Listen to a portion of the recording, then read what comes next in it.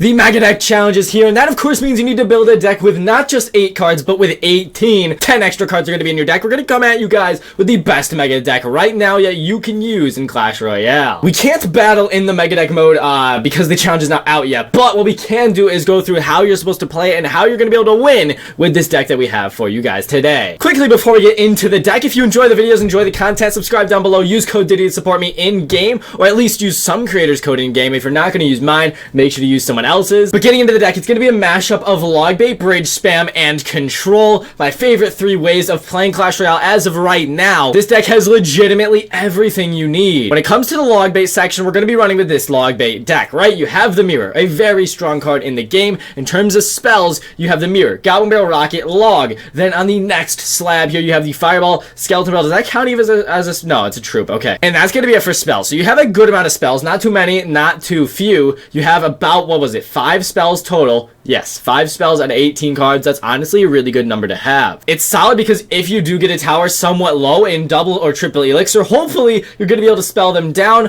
because you have so many different spells, including the Goblin Barrel, the Rockets. They really do add up. Now, in terms of Psycho cards, we're going to get right into this thing, right? So Log can be considered a Psycho card. The Skeletons can be considered a Psycho card. Very, very 2 good, awesome Psycho cards. On tab number 2 here, you're not going to see any real Psycho cards, which is okay. And then on the final tab, you're not going to see any either, right? So this is going to be a bit pricier. It's not going to be too heavy, of course. It's just going to have to keep in mind that this is not going to be a ridiculously fast cycling deck, right? It's got a bunch of regular sized units, not too pricey, not too cheap. It's going to be fantastic. Now let's take a look at what you have for splash damage, right? This is where the deck is going to kind of thrive. You have the Valkyrie. Awesome splash damage, very tanky on the ground. You have this Princess, once again, more splash damage, super ranged unit. The Log can do that splash damage on the ground. The Rocket obviously just does area damage on a specific area. The Log Mirror can also help out if you mirror any of these splash units, of course, as well. You have the Dark Prince in order to do ground splash. You have the Fireball in order to do area damage, much like the Rocket. The Skeleton Barrel does splash damage when it hits the ground. If they go the Minion Horde and you really don't have anything,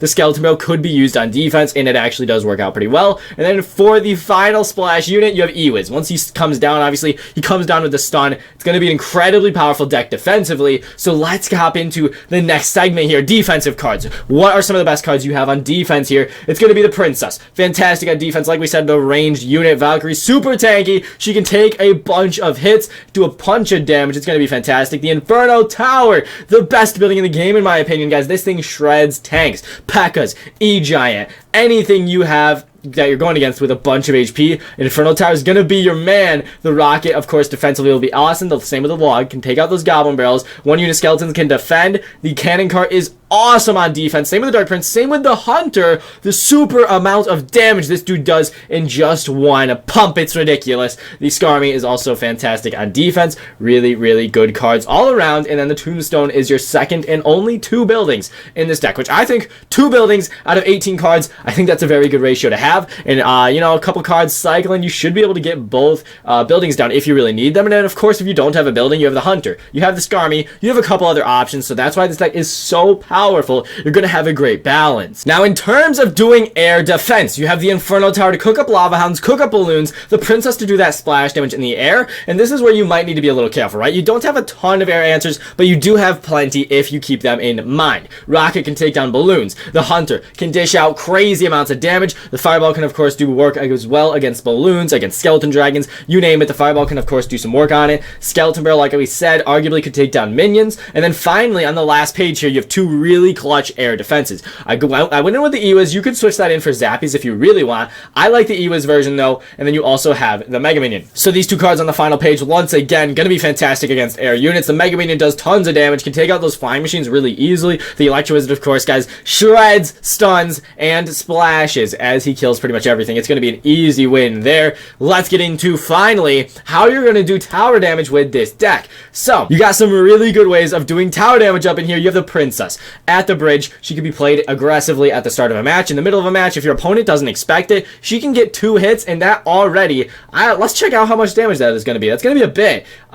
Area damage, 169, so multiply that by 2. That's going to be over 300 damage. Absolutely awesome, especially if they don't react too quickly. The Log can do chip damage over time if you're logging and hitting the enemy tower. The Rocket can be used as a win condition. It's obviously you're not able to cycle a ton of them, but especially if you Rocket and then mirror a Rocket, that is way too much damage. damage. It's absolutely nuts. The Goblin Barrel is your first win condition in this deck, really, besides the Rocket, I guess. The Goblin Barrel can, of course, do a bunch of tower damage as well. Other ways of doing tower damage are going to be the Cannon Cart locking on. If the opponents are struggling on Elixir, you make them low from outplaying them in some way, shape, or form, you're going to be able to go with the Cannon Cart, the bridge, potentially get it to lock on, and I mean, if the Cannon Cart locks on, the whole tower is going down. You know how Cannon Carts work. Skeleton Barrel is going to be another win condition up in here. It's going to be able to fly right to that tower, drop on it, skeletons are in its face, it's going to shred that tower. Awesome way of doing damage, especially, keep in mind, I mean, there's a lot of bait cards in this deck, which we will go over next. Hog Rider, going to be another win condition, of course, can go right to that tower, get a bunch of damage, and definitely something the opponents are going to need to account for. They might not expect the Hog Rider, especially if they need to use a building to take out your Skeleton Barrel. Then your Hog Rider is going to have free reign to walk in there, start slapping up the tower, and that's going to be it for your main ways of doing tower damage. Next up, we're going over the bait cards, and when I say bait, we're talking about obviously the squishy stuff that you're going to bait out. Their arrows, their logs, their zap spells, any sort of spells they might have, so then you can go in with your real damage dealers and put in the work. If you want to bait out a log, go with a Princess at the bridge. There's a decent chance they're going to log, especially if they don't have any really good answers in cycle besides the log. 100% going to log your Princess. Then you can go into the Goblin Barrel, Skeleton Barrel, you name it. You can start throwing it at them, guys, and they will do damage, of course, because they won't have a log in cycle. So that's going to be your first bait card, the Princess. Then you got the Goblin Barrel up in here, which can be used really effectively, especially if you Goblin Barrel and you know they're going to have a log, and then just Mirror Barrel and get guaranteed damage. A lot of people are not going to be prepared for that. Another bait card you have is Skeleton Army, right? If they have a Skeleton King or something, you have to be a little bit careful, but I'm not sure how the champions are going to work in this challenge yet. We will see about that. But the Skeleton Army is going to be another bait card, right? If you're trying to bait out a Zap spell, Skarmy is the way to do it. If they have E-Barbs or something, place your Skarmy in a weird spot where they aren't going to be able to easily spell it down. But with the Skeleton Barrel, it's going to be your final bait card in the deck. Because I wouldn't count Tombstone because the skeletons are staggered after all, but with the Skeleton Barrel, you can send it right at the tower, you can send it right out of defense. They might spend more Elixir on it, especially if it's an Infernal Tower, to try and protect that thing.